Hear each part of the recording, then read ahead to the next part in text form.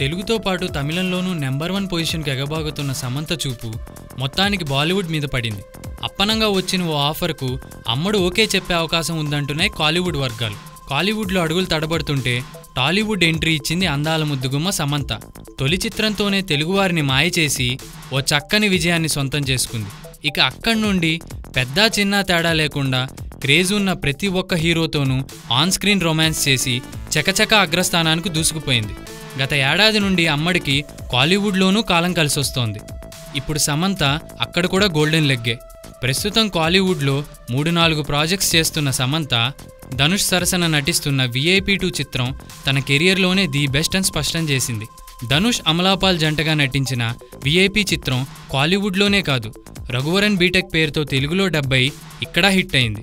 దాంతో ఆ చిత్ర దర్శకుడు వేల్రాజ్తోనే VIP 2 చిత్రం మొదలెట్టాడు ధనుష్.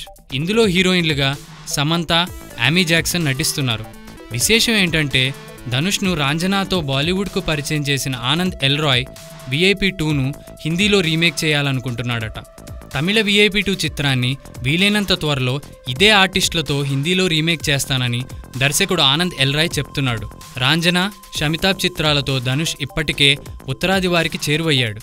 అలానే ఆమీ జాక్సన్ కూడా బాలీవుడ్ ఎంట్రీ ఇప్పటికే ఇచ్చేసింది. ఎటొచ్చి సమంతకు ఇదే తొలి హిందీ చిత్రం అవుతుంది.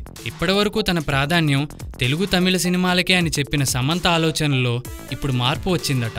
VIP 2 విజయంపై భారీ ఆశలు పెట్టుకున్న సమంత హిందీ రీమేక్కు పచ్చజెండా ఊపడం ఖాయమని కాలీవుడ్ జనాలు అంటున్నారు.